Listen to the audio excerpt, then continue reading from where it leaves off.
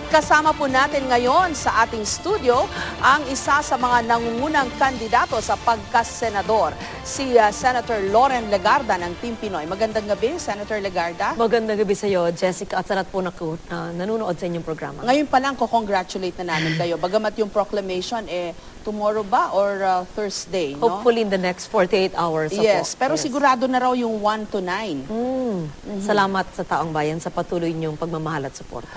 Loren, what happened? Kasi all the while, people thought na ikaw ang magiging number one. Like yung mga dati mong sinalihan na senatorial race. Ikaw yung consistent na number one. But this time, and even the survey shortly before the elections, ikaw yung number one in both Pulse Asia and SWS. Biglang iba yung resulta. What do you think happened? Anong reaction mo doon? Alam mo, mandate yan ng taong bayan. Ang electorate ang siyang nagde-decide niyan. At tayo naman yung nagagalak na binigyan tayo ng pangatlong pagkakataon na maglingkod bilang senador. Number one o number two, for me, napakalaking overwhelming mandate na yung binigyan ng taong bayan. Ako nagpapasalamat. At si Grace po, na nakita ko lang ngayon sa studio, no? Yes. She deserves it. 9 years ang vindication ni FPJ, hindi ba? Running mate ko nung 204, namatay na siya sa nangyari sa 204. After 9 years, si Grace ang naging number one topmost senator. So, did you expect na she will overtake you and even Cheese and Alan Peter Cayetano? Mga survey siguro, si Professor Tabunda, yung nagsalita kanina, Yes. or yung ibang mga posters, ang makakapagbigay ng scientificong explanation. Ang masasabi ko lamang ay ginawa namin ang lahat ng makakaya at nagpapasalamat ako dahil patuloy pa rin yung support. Dahil yung nakita kong May na 10-11 na survey ay tumaas pa ako mula sa Abril up to 55%. Kaya yan po ay hindi ko mapapaliwanag, pero importante 1, 2, or 3, ano po yan overwhelming majority na binibigay ng mandate ng taong bayan. Okay, but you know, I know you to be an overachiever in school, in your academics, and even, you know, in the other things that you do, you always strive to be the best. And I've done the best I could. Yes, and the number one. Yes. But this time, hindi mo nakuha. I mean, whatever it, di ba? Hindi, I know it's just a number. Number one is just a number. Pero mahalaga din yun. At saka syempre, maganda kasi noong 1998, noong 2007, at sa mga surveys, syempre, nagpapasalamat tayo. Tayo natutuwa pag number one tayo. Pero yan ang husga ng taong bayan, yan ang gusto ng electorate, and there's divine justice. Sa tingin ko, may divine intervention yan Dahil parang vindication talaga kay Grace po, na anak ni FPJ, na pinagkait ang dapat para kay FPJ. Ang vindication, ang bawi ng destiny ay ngayon 2013. Ako naman, yung running mate FPJ, salamat sa patuloy na tiwalang taong bayan, ay nandyan ako. Kung titignan mo yung top 5, nandyan yung spokesman ni FPJ, si Cheese. Nandyan yung anak ng campaign manager ni FPJ, si Binay. Di ba? Parang it's 2004 all over again. Yun ang aking assessment with many other people. But surely, di ba? Well, that's one way to look at it, di ba? A poetic way to look at it. Pero, syempre, there's also the scientific way to look at it. And I'm sure yung staff mo, no, yung mga nag-strategize for you, I'm sure they're all scratching their heads now. What do you think went wrong? Bakit hindi mo nakuha yung the top position? Yan ay hindi ko masasagot. Siguro ang ating mga posters ang maaring magsagot yan dahil ginawa ko ang lahat na makakaya. Pero masasabi ko rin sa aking TV ads ay pinakamaliit siguro or kaunti ang aking spot sa television. At siguro masasabi ko ang mga lugar na pinuntahan ko ay limitado. Ihambing mo sa iba dahil sa totoo lang, Jessica, takot ako sumakay ng maliit na aeroplano o ng helicopter na mabilis puntahan ng ibang mga kandidatong naka-helicopter. Yun ang masabi ko. Pero then again, no regrets at hindi, ang masasabi ko, sobrang overwhelming ang bigay na taong bayan na mandate, and that's very, very, I'm very grateful for that. Do you think nakasakit sa'yo yung mga, you know, the last stretch of the campaign, may mga lumabas na paninira at black propaganda. Yes, against you. Naka-apekto ba yun sa yung, you know, it affected your ranking? Kung sa scientificong pamamaraan, nakita natin yung huling Pulse Asia ng May 10 to 11, from 51 noong Abril, naging 55 pa. So kung base sa siyensya ang tinatanong mo, sa siyensya, parang hindi. Pero syempre kung masakit pa sa aking emotions, lalo na pagkasinungalingan, masakit. Kaya... Akala ko naayos na ni Pangulong Aquino tong gusot nyo. Parang meron ka pa rin. Hindi, you asked me kung masakit noon. Oo, yes. Siyempre pag meron mga paratang na hindi totoo, masakit. Pero naman, at napatunayan na natin, at ayoko na mag-focus dun sa negative na yon. Kaya importante lang ay nagpapasalamat ako sa taong bayan at anuman 1, 2, or 3, that's okay with me. And yes, I've tried to do whatever I can.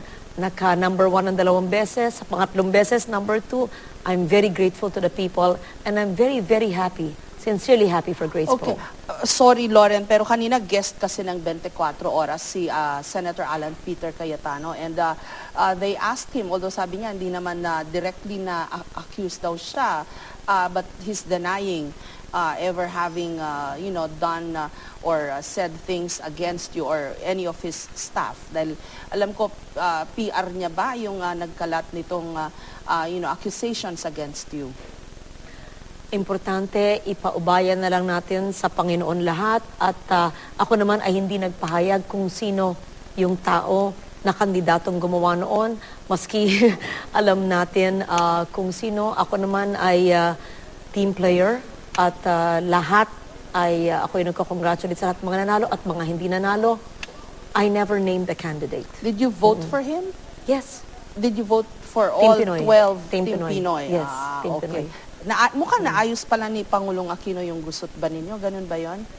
Parang pinupuntos. Basta, ang masabi ko Sorry, lang... it's the journalist in me. Naintindihan ko. Yes. Mhm. Ang masabi ko lang, wala akong pinangalanang kandidato. Ay importante lang ay ang aking pahayag ng press conference ay merong nagpahayag ng hindi totoo. Masakit, pero ang paratang na yun ay napatunayan kong mali. Yun ang mahalaga. Okay. Pero hindi ko napapangalanan yung tao. Senator Legarda, how is this term of yours now, na bago, as a Senator of the Republic, going to be different from your previous terms? Siguro ngayon talagang nakafocus ng husto sa aking mga advokasya at pagpapatuloy gaya ng universal healthcare, kung saan ang 25 million pinakamahirap na Pilipino ay magkakaroon ng PhilHealth, yung pantawid tuition, at dahil wala na akong hangarin for higher office, ay hindi clouded by any political plans or ambition. Focus na focus sa aking trabaho. Nung bago akong 1998, ay may mga nag-udyok na baka tumakbo nga for 2004. So, pag meron kang plano sa politikal, nahahati ang panahon mo. Nung 2007 naman, galing ako sa aking protesta sa Korte Suprema, nag-udyok naman tatakbo 2010, clouded naman. Ngayon talagang maaliwalas at puro trabaho sa mga lehislatura at sa aking mga programa. Kaya excited ako sa aking pangatlo at huling termino sa Senado. Okay. Do you plan to change your branding kung meron man? I'm sure discuss yan during the campaign. Never naman as a ako, senator. Jessica. Alam mo, Jessica, contrary to what you think, no? Wala naman akong mga namamahala na magagaling sa branding na ganyan. Sabi nga na anak ko, Mami, para tayong mom and pop operation eh. Si nanay kong 79 years old, si papa kong 80 years old, at si anak kong matalinong magaling na nandyan na 20 years old. At syempre, mga batang staff, no? Pero yung branding, nasa puso yan eh. Parang nung bata pa ako, environment na at ang aking mga ginagawa na batas, yun na ang aking ginawa ng solusyon. Kalikasan, kabuhayan, sa edukasyon. Kung ano yung nararamdaman kong kailangan ng taong bayan, yun ang aking mga ginawang batas. Maybe call it unscientific, pero hindi dahil mataas yung issue sa hierarchy ng pangangailangan, yun ang ginagawa kong branding ko. Hindi eh. In fact, consistent ako way back 20, 30 years ago, environment at yung 7 environmental laws na ginawa ko, yun ang aking pinapatupad. Okay. Itong pagsali mo sa Team Pinoy for these elections, hanggang saan ba yung loyalty and commitment mo? I know they say na kung ilan yung bilang ng senador natin sa Senado, ganyan din ang bilang ng independent republics. You can't really expect expect our senators to, consistently toe the party line. So hanggang saan ka ba magiging loyal sa Team Pinoy at kay Pangulong Aquino? Ay, si Pangulong Aquino, sinabi ko sa kanya na ako ay susuporta sa kanyang mga polisiya at programa hanggang sa huling araw ng kanyang termino. Dahil ako'y naniniwala sa kanyang maayos at malinis na panunungkulan. Ang pagboboto naman sa mga bills ay hindi ayon sa party affiliation, kundi ayon sa mga paninindigan. At kung makita mo yung botohan sa Senado, sa 24 senators, ngayon 24, hindi yan dahil NPC, kung ganito ka, hindi eh.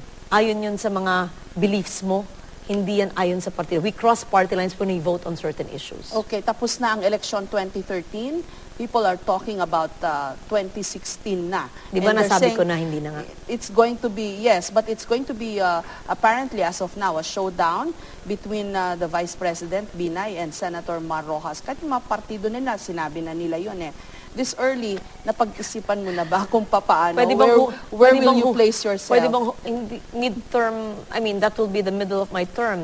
As I said, tatapusin ko yung aking termino hanggang 2019. Pwede bang hindi ako sumali sa politika at gawin ko ang trabaho para sa taong bayan? Hindi naman, there's life outside of political combats eh. At ang gusto ko talaga, Jessica, ay ipatupad yung aking mga batas na aking ginawa. Iba ay hindi napapatupad ng ayos, iba naman ay kailangan pang itulak para matapos. That's what I want to do. Political combats, isatabi muna natin yan. At makahinga muna ako. Maraming salamat, Senator Legarda. Now you have all the time muna to breathe easily. Salamat, Jessica. Yes. Thank you very much and congratulations. Thank you very much. Okay.